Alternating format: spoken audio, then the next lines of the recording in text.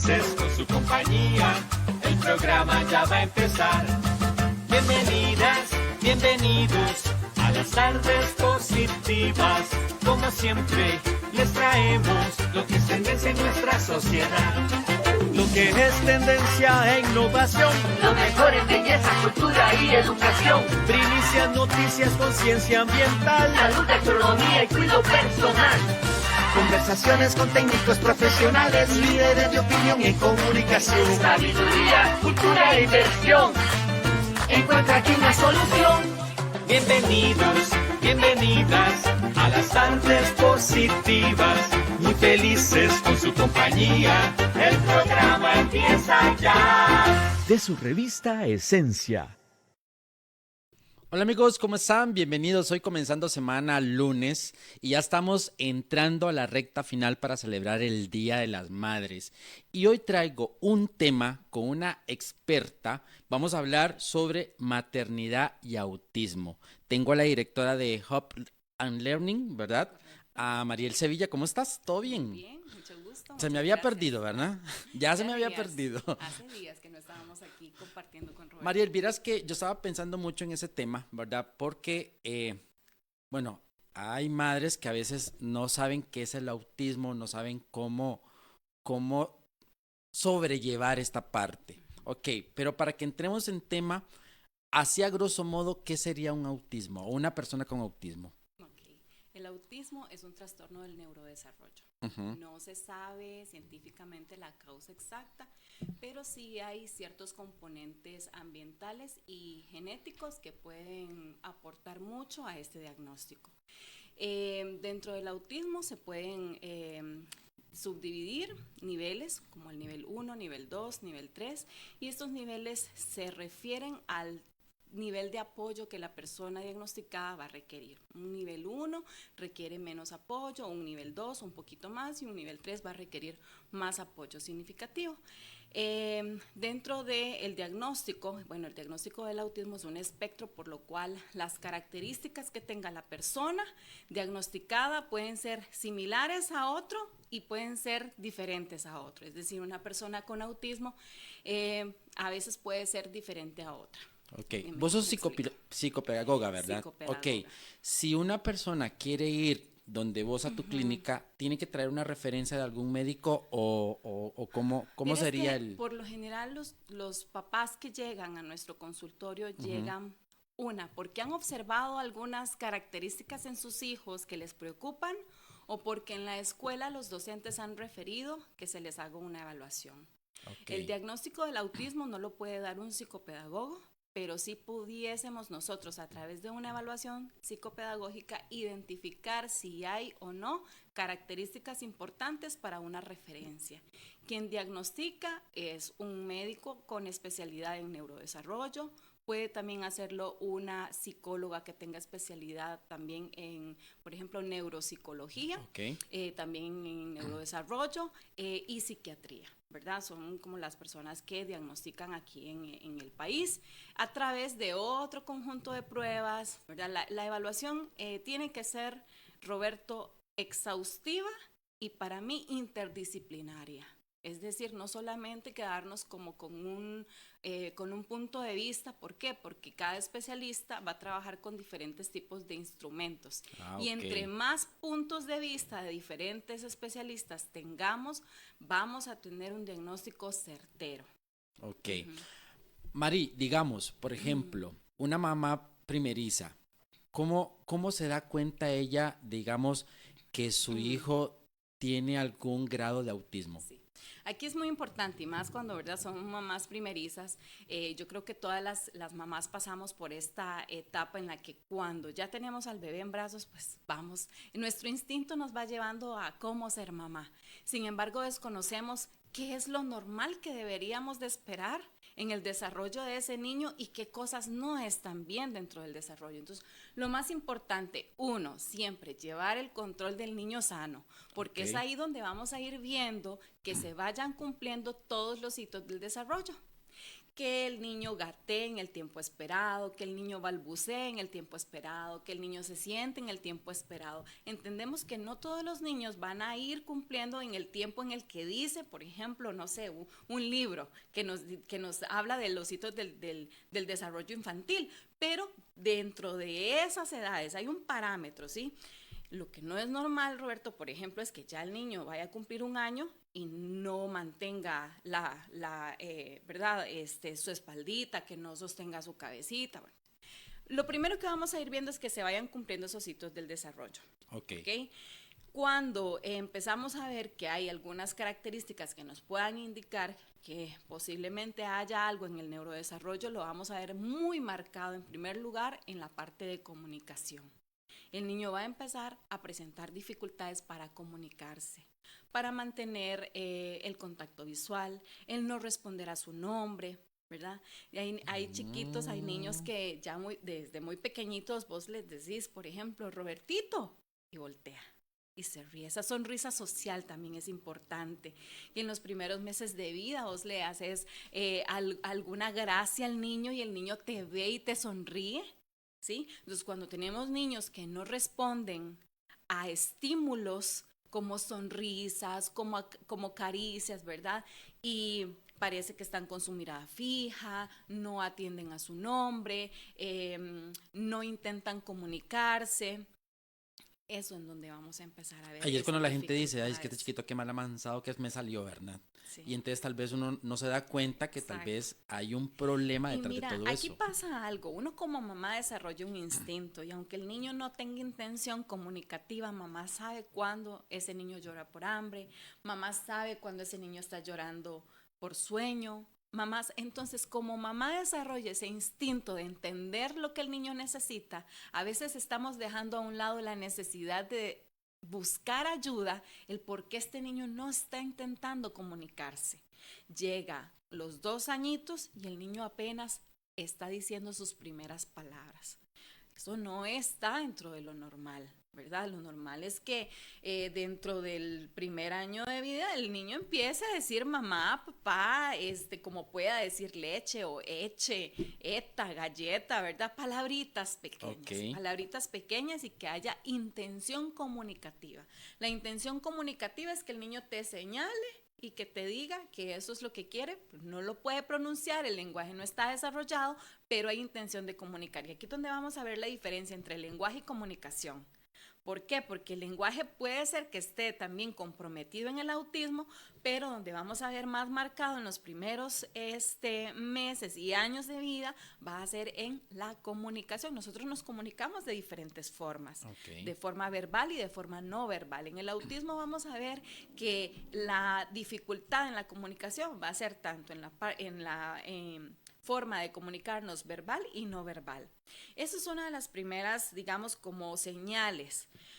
Otras señales, como el autismo viene, ¿verdad? Por niveles también, depende del nivel en el que el niño esté, vamos a ver esas características. Porque, por ejemplo, un niño nivel 1 puede desarrollar una comunicación.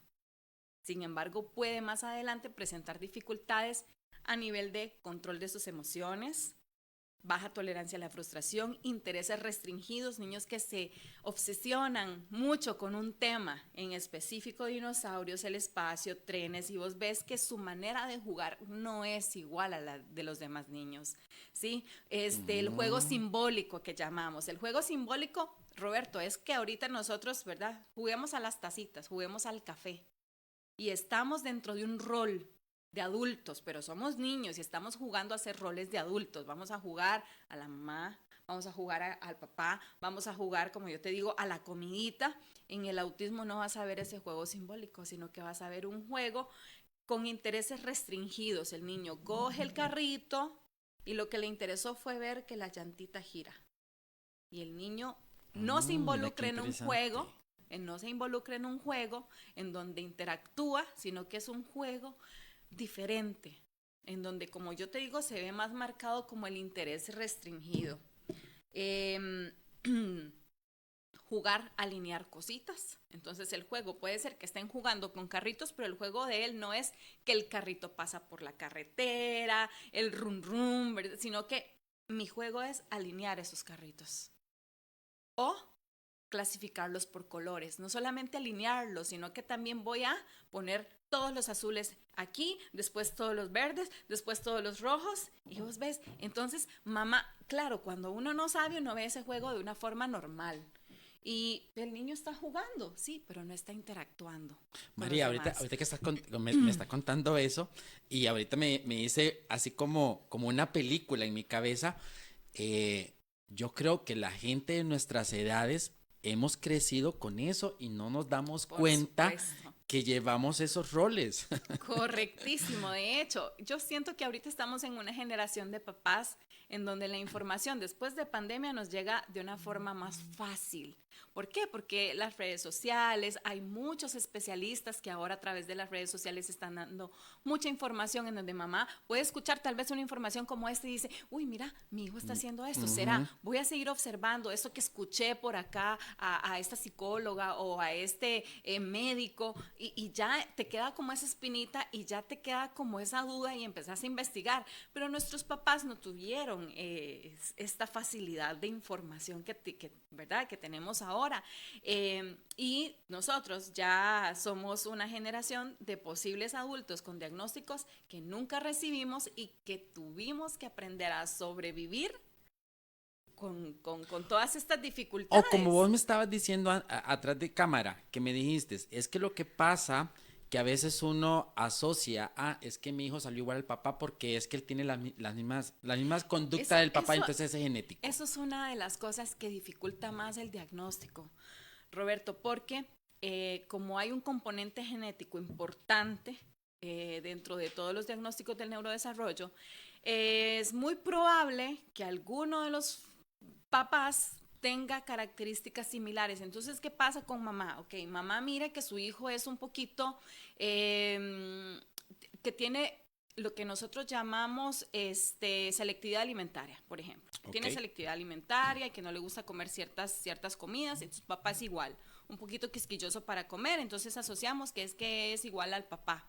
O que es un poquito cuadrado, ¿verdad? Que en cuanto a su forma de pensar es un poco rígido, esa rigidez de pensamiento. Entonces, es que he escuchado papás que dicen, es que es un poco terco. Y una vez le dije al papá, cuando usted me dice que su hijo es terco, ¿a qué se refiere?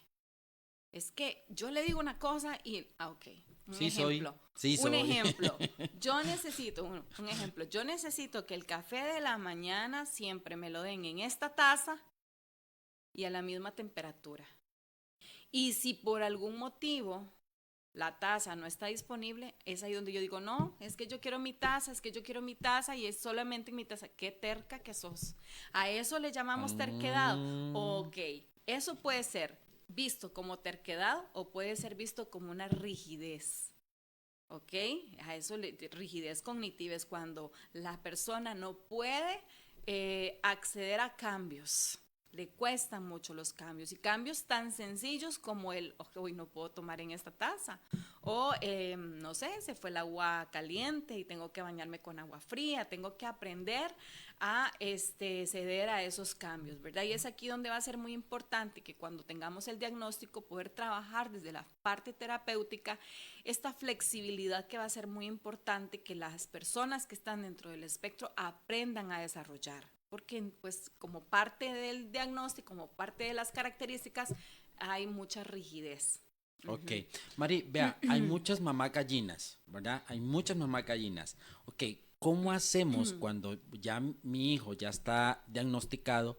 ¿Cómo sería la comunicación y la conexión, digamos, con los demás familiares o amigos? Esto es un proceso, Roberto, porque una vez que, bueno, hablamos de que hay mamás que a veces no pueden llegar a un diagnóstico porque dentro de su ambiente familiar hay otros familiares que tienen esas características y entonces son familias que nunca logran llegar a un diagnóstico porque todo lo normalizan. Ok. Ahí nos quedamos. Ahora, la mamá o los papás que deciden romper, ¿verdad? Este patrón de no diagnosticar, y que sí buscan y que sí están viendo que hay algo, pues, que se debe de tratar.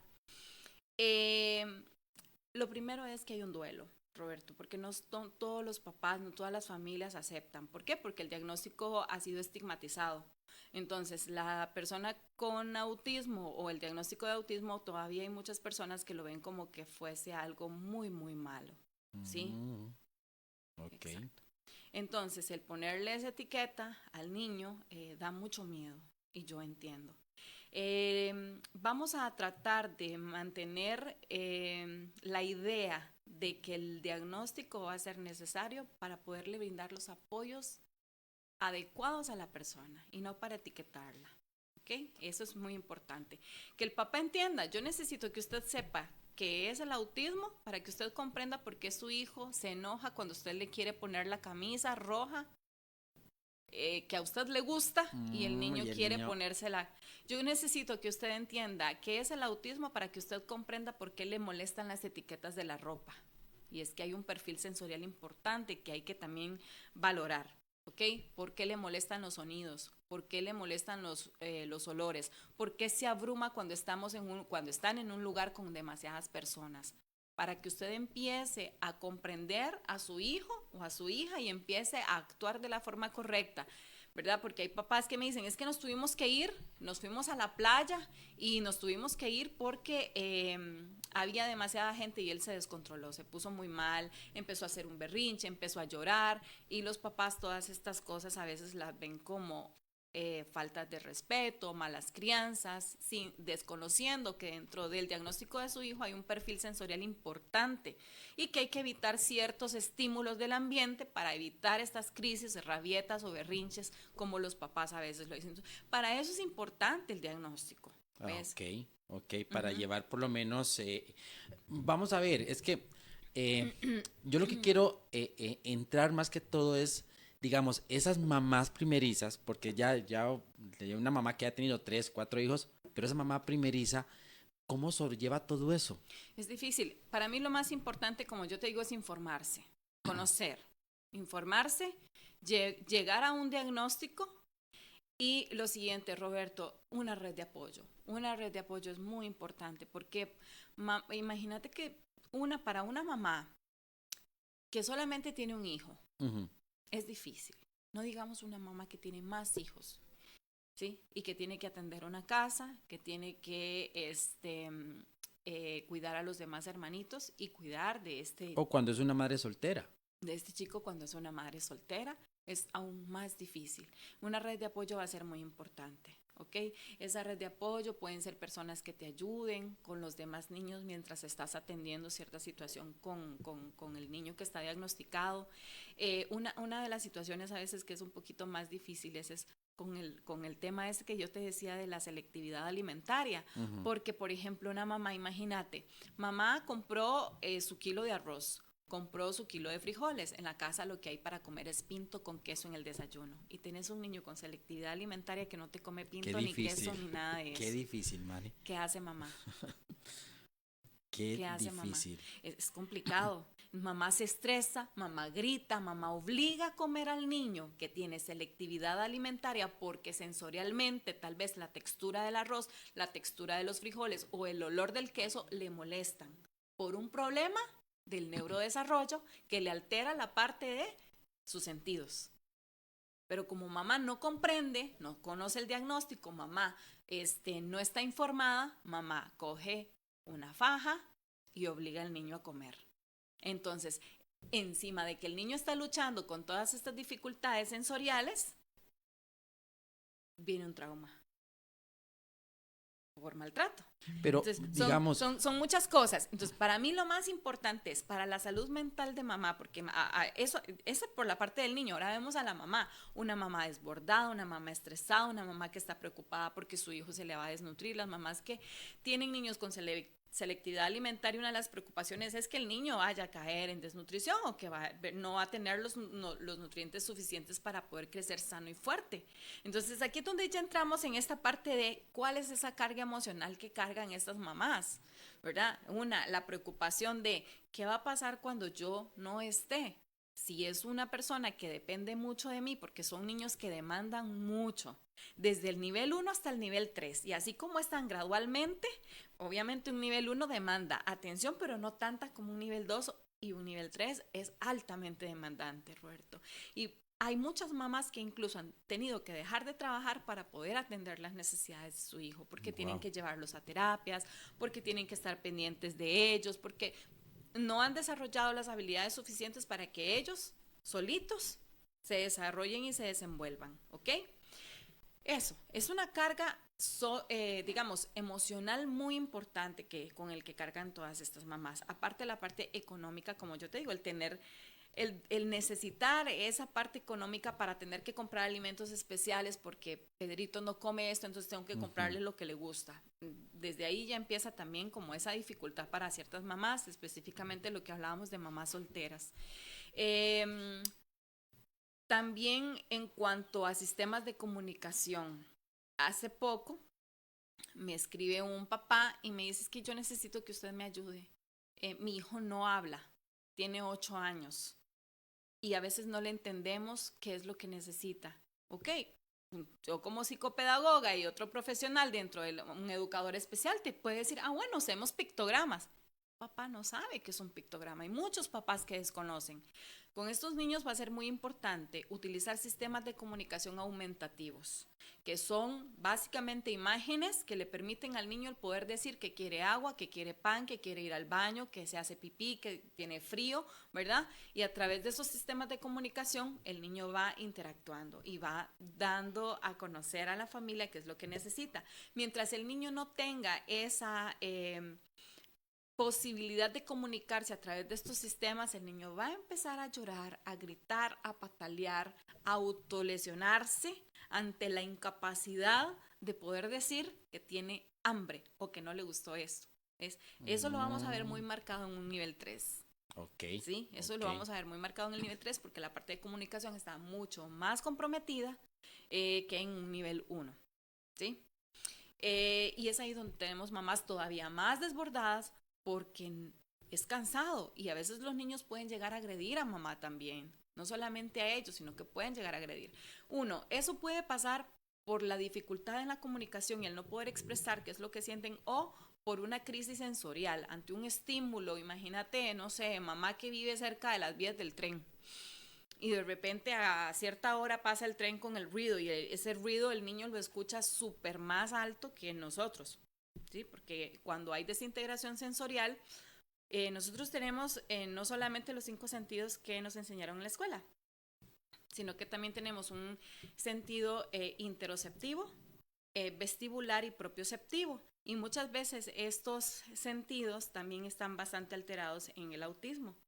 Y hay niños que se descontrolan ante tantos estímulos auditivos, olfativos, y como no se pueden comunicar, Roberto, decime cuál es la forma que ellos van a tener para decirle al mundo, me duelen mis oídos por ese ruido tan fuerte. Ok, me voy a ir a una pequeña pausa y tengo un montón de preguntas aquí que la gente se está conectando. Muchísimas gracias a toda esta gente que se está conectando, ¿verdad? Y quiero hablar un poquito sobre el manejo de esa crisis que vos me estás hablando. ¿Te parece? Ok, no se muevan de ahí, volvemos en un ratito.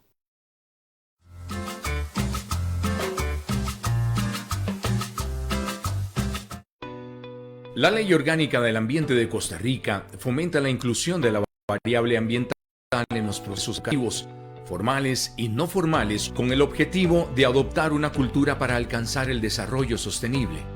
Ante esto, FECOPROVE ha decidido comprometerse con la sostenibilidad ambiental y ha diseñado un distintivo exclusivo para el sector de la belleza profesional que refleja el compromiso y fortalece las buenas prácticas de quienes lo adquieren.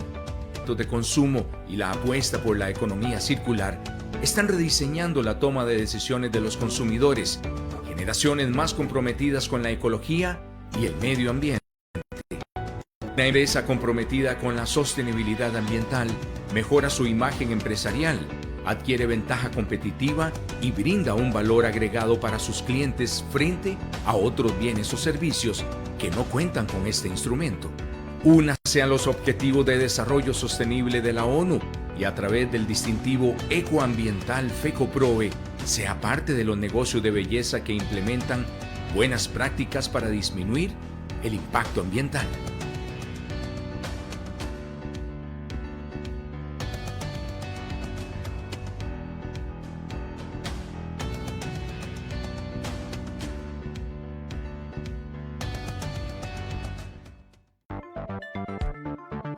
Expo Belleza 2025, el lugar donde tu pasión por la belleza se encuentra con oportunidades reales.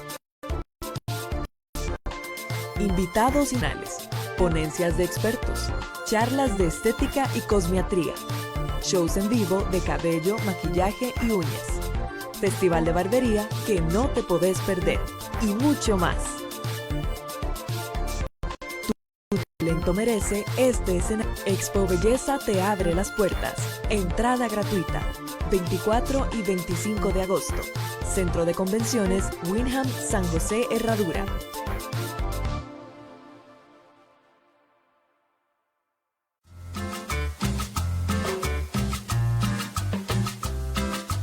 Y seguimos aquí en Tardes Positivas, de verdad, con un interesante programa que Mariela ahorita me ha abierto los ojos y yo digo que yo estoy como en grado 1, yo creo que yo soy grado 1.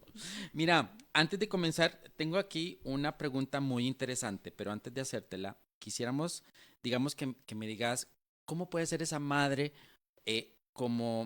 manejar esa crisis tal vez que se le da al hijo.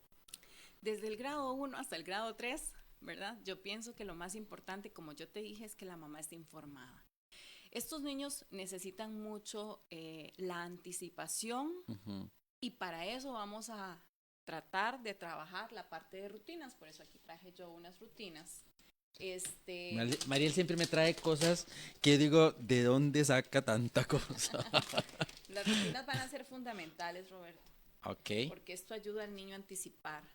Hay una situación también que pasa con la persona diagnosticada con autismo, niños, y es que el no saber qué va a pasar después les estresa mucho. Sí, les estresa mucho el no saber el qué va a ocurrir. O el simple hecho de que un día le rompas la rutina, ¿sí? Son como muy estructurados, estructurados, exactamente. Y es lo que hablábamos como lo de la rigidez que yo te decía. Entonces, la rutina me va a ayudar a poderle anticipar al niño qué es lo que sigue después de una actividad.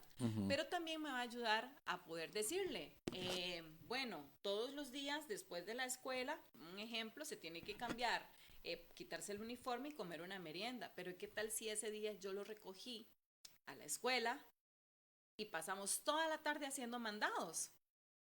¿Sí? Esa rutina se rompió, ese niño no llegó a la casa, no tuvo todo eso, entonces me ayuda a poderle decir, mi amor, mañana la rutina se va a romper, mañana mamá te va a ir a traer a la escuela y vamos a hacer esto y esto. Sirve mucho el anticiparles qué es lo que vamos a hacer, el darles esa estructura mental de que primero mamá lo va a recoger, después nos vamos a ir al centro comercial, me va a acompañar a hacer un mandado al lugar, decirle el nombre del lugar, ¿verdad? Porque a veces ellos creen, ¿y a dónde es? ¿Y por qué? Y empiezan a cuestionar mucho. Las rutinas van a ser fundamentales para evitar esas crisis. ¿Qué pasa, Roberto, si yo voy y recojo al niño sin anticiparle? No sé, yo creo que sería... Es muy probable que en el carro te vaya cuestionando, en primer lugar, y que después de un rato de andar dando vueltas, empiece a hacerte un berrinche. Y empieza a decirte el por qué no, ya me quiero ir a la casa, y empieza a llorar, ¿verdad? Entonces ahí donde vemos que el papá de repente no conoce, que es que le rompimos la rutina, que es un niño que necesita que las rutinas sean consistentes, pero que cuando se vayan a romper, necesito anticiparle que se van a romper las rutinas. ¿Por qué? Porque hay rigidez, porque hay una rigidez de pensamiento, porque hay una rigidez cognitiva, ¿verdad? Entonces, para poder trabajar la parte de flexibilidad, romper la rutina es bueno, porque se va trabajando la parte de flexibilidad, pero para evitar esos berrinches por este tipo de situaciones, es bueno anticiparles. Hay papás que me han dicho, es que hizo una rabieta solo porque cambié de ruta cada vez que yo voy de un lugar a otro, porque el niño se aprendió que esa es la ruta. Entonces, cuando lo sacas de esa rutina, de que todos los días se van por ese camino, ¿verdad? El niño hizo esa rabieta. Otra cosa importante, Roberto, esto es en cuanto a la parte de rutinas. Okay. La parte sensorial para mí es fundamental, porque muchas veces vamos a tener a niños con conductas disruptivas, pataleando, tirándose al piso, llorando, desbordados, porque están pasando una crisis sensorial que no sabemos identificar. Para eso, para mí es muy importante que todo niño diagnosticado con autismo tenga un perfil sensorial evaluado. Quien evalúa esta parte es un terapeuta ocupacional que tenga una especialidad en integración sensorial. Ese especialista te va a decir si tu hijo escucha más de lo que normalmente escuchamos todos, si el niño percibe más olores que los que nosotros. Entonces imagínate un niño que tiene una desintegración sensorial tal que está escuchando todos los sonidos a la vez, sintiendo todos los olores a la vez. Llega un momento en el que se abruma, ¿sí? Y esa sobrecarga sensorial que es tan abrumadora hace que el niño empiece a llorar, se empiece a tapar los oídos, que empiece a tal vez incluso, hay niños que empiezan con estereotipias, y estereotipias son movimientos repetitivos que el niño va a manifestar muchas veces cuando está ansioso, cuando está con algún problema que tiene que ver con la parte sensorial, incluso el balancearse, ¿verdad? Y esto lo hace para poderse regular en un momento en el que está sobrecargado sensorialmente. Yo hoy traje una manta de peso. Esta mantita de peso es uno de los materiales que se utiliza mucho, digamos, cuando hay crisis, cuando hay mucha necesidad vestibular también, propioceptiva, vestibular, pero esto yo no lo recomiendo que lo compren sin antes conocer el perfil sensorial. Esta es una cobija de peso, Roberto, no sé si la puedes pesar, es bastante pesada. Sí, Es una cobija de 6 libras, Wow. aporta 6 libras de peso. Y cuando el niño, digamos, un ejemplo, está en el piso pataleando, lo importante es hacer esa conexión con el niño, validarle ese momento en el que pues no sabemos qué está pasando, pero hacerle sentir que estamos comprendiendo su momento, ¿verdad? Esto ayuda muchísimo a calmar. Hay niños que no te van a permitir un contacto físico, hay niños que sí. Aquí también muy importante es que cada mamá aprenda a conocer a su hijo, y el perfil sensorial es el que me va a decir si mi hijo es muy receptivo al contacto, pues yo puedo abrazarlo en ese momento para darle contención, pero si no, entonces es mejor darle su espacio. Entonces, el manejo de la crisis lo vamos a llevar conociendo bien el perfil del niño para saber cómo lo voy a abordar en ese momento, Roberto, pero también yo siento que el instinto de madre juega un papel demasiado importante, porque el instinto de madre es el que también nos va a decir qué hacer en ese momento desde el amor, pero no va a ser suficiente. Necesitamos informarnos, necesitamos rodearnos de personas que nos aporten información, y las mamás que tengan la posibilidad, el poder trabajar de la mano con terapeutas nos va a ayudar muchísimo, porque ellos son los que nos van a decir y nos van a dar todas las orientaciones para poder abordar esos momentos. Algo muy importante es que en el momento de la crisis, mamá logra identificar qué fue lo que lo detonó. ¿Qué fue lo que detonó? Ok, pasó el camión de la basura y ese ruido lo detonó. Pasó una ambulancia, fue el ruido, él estaba tranquilo, pero apenas pasó la ambulancia, entonces fue el sonido. Mari, vea, está bien, pero ¿qué pasa? Y me quiero poner en el papel de esas madres que tienen que ir a trabajar todos los días y tienen que tener a una persona en el cuidado. ¿Cómo se maneja eso? Esa es la parte más complicada, Roberto, porque lastimosamente aquí en Costa Rica no tenemos, en primer lugar, centros de terapias gratuitos, ¿sí? Ok. Y todo lo que tiene que ver con la parte terapéutica es caro y no es accesible a todas las mamás. Hay un lugar que se llama, el Senarec, en donde muchas mamás, cuidadores y docentes también pueden abocarse, porque constantemente están dando capacitaciones, están dando charlas, están dando orientaciones, y hay profesionales muy capacitados que están hablando sobre el tema. Entonces, siempre para mí lo más importante es informarse. Y hay algo que yo siempre digo también, Roberto, no hay mejor terapeuta que una mamá informada. ¿Por qué? Porque hay mamás que pueden pagar una terapia, pero son 40 minutos una vez a la semana, y el demás resto del tiempo de la semana es la mamá. Okay. ¿Sí? Entonces, las mamitas que les ha tocado vivir una maternidad atípica con un niño que está diagnosticado con autismo, sé que no es fácil, pero hay que armarnos. Y la forma en cómo nos vamos a armar es con información, nos vamos a armar con mucho amor, con mucha paciencia y buscando una red de apoyo.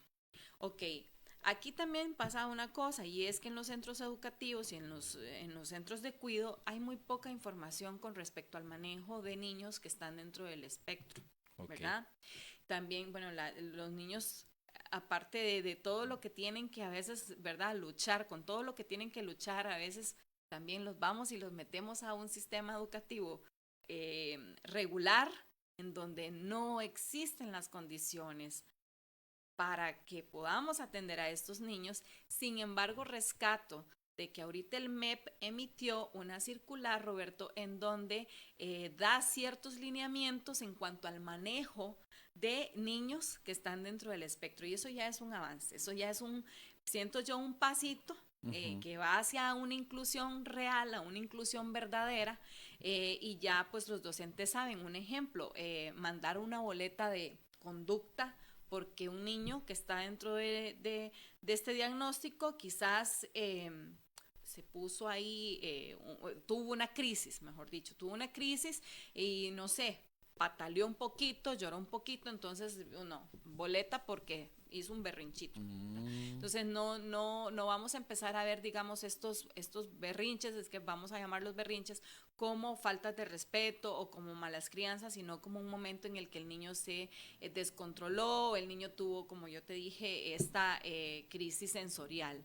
Hay que informarnos más. Yo siento que ahorita también estamos en un punto, como yo te decía, en donde la información está llegando de forma más rápida y la única forma es seguir aprendiendo un poco más de esto. Ahorita que estamos ya casi para el Día de la Madre, yo lo único que te puedo decir, Roberto, es que yo tengo una gran admiración por todas las mamás que están llevando una maternidad atípica, porque aparte de ser cansado, siento yo que es un acto de amor grandísimo, ¿sí? Muy, muy grande. La mamá que decide asumir este reto de informarse, de llevar a sus hijos a terapia, de verdad que es admirable. Otra cosa importante, Roberto, que no quiero dejar pasar, y es que en la medida en que el niño reciba apoyos, muchas de estas situaciones que son retos pueden ir disminuyendo, ¿ok? Se pueden ir viendo menos, menos, hasta el punto en el que el niño se puede insertar en la sociedad, en un trabajo, casarse, hacer una vida como todos, ¿verdad? Porque ha recibido apoyos. El niño que recibe todos los apoyos y todo el amor de parte de su familia es el niño que tiene un pronóstico más favorable. Ok, Mari, vamos a ver. Hay madres, pues como estábamos diciendo, no tienen ese recurso como para ir donde un especialista y todo eso, pero si ven el programa, digamos, esas cositas que vos traes ahí, ellos lo pueden hacer desde casa. Por supuesto, lo pueden hacer desde casa. Incluso, Roberto, se pueden abocar a nuestro centro y nosotros con mucho gusto pudiésemos ayudarles en cuanto a ofrecerles materiales, pictogramas que ya están elaborados o simple y sencillamente información que ellas soliciten. En el caso de los pictogramas y los sistemas de comunicación aumentativos, si hay algún papá que necesite apoyo con respecto a cómo se utilizan, estamos abiertos completamente a poderles apoyar en ese sentido. Ok, Maribel Sevilla, directora de Hope Learning, ¿cuál sería, digamos, las redes sociales, el número que la gente te pueda contactar? Sí. Bueno, en Facebook estamos como Hope and Learning, Centro Psicopedagógico Integral. También estamos en Instagram y recientemente tenemos TikTok, que está a mi nombre, Mariel Sevilla, y ahí estamos compartiendo también información de alto valor. También, Roberto, pues comentar que en este tema seguimos capacitándonos porque hay mucho que aprender cada día. Y aunque ya tengamos cierta formación y en mi caso también como mamá de un niño diagnosticado con autismo, siento que todavía hay mucho que seguir aprendiendo. ¿Cuál ha sido tu experiencia, Mari? O sea, ya me cayó como un balde de agua esto. Ok, ¿cómo ha sido tu experiencia? ¿Cómo has manejado esa situación? Como mamá, yo siento que ha sido la mayor escuela que yo he tenido en mi trabajo. porque no solamente me tocó estudiar un poco más, sino también el vivirlo al día a día. En mi caso, pues Anto tiene diagnóstico grado 1, Okay. es un grado, lo ves y mucha gente me dice, no parece, no tiene nada, porque la gente tiene tanta, digamos, como estigmas, ¿verdad? Como estigmas que ya creen, un chiquito. Exacto, tal vez piensan verlo con una discapacidad muy notable y me dicen, no, o sea, no tiene nada, yo no le veo nada. No, sí, yo sé, habla perfectamente, se comunica muy bien, incluso ha desarrollado muchas habilidades sociales, pero ha sido un trabajo que hemos llevado desde que él estaba en el preescolar, el enseñarle habilidades sociales, porque la mayor dificultad que, bueno, yo como mamá observaba era en esa rigidez, en esos llantos y en esas crisis que le daban cuando las cosas no eran como él decía. Y sinceramente, Roberto, que si yo hubiera seguido los patrones de crianza de mi abuela y de mi mamá, yo hubiera visto esto como Como qué un niño más berrinche. berrinchudo, O qué qué niño más caprichoso, malcriado. que es lo que él dice. Pero había algo que a mí me llamaba mucho más la atención y eran como yo te comenté lo del juego, ¿verdad? Que, por ejemplo, una vez fuimos al Museo de Niños y entramos a una área en donde estaba el motor de un avión. Y todos los niños eran los aviones. No, a él le llamó la atención justamente la hélice y cómo giraba. Y no podíamos seguir haciendo el tour por el museo porque él se quería quedar ahí dándole vuelta a la hélice. Mari, pero ¿qué es en ese caso, Es digamos? difícil. Y decirle, ya nos vamos. Y él quería seguirle dando vuelta a la hélice, a la hélice, a la hélice. No, y hubieron momentos en los que nos tocó arrancarlo e irnos con el niño llorando en el carro, ¿verdad?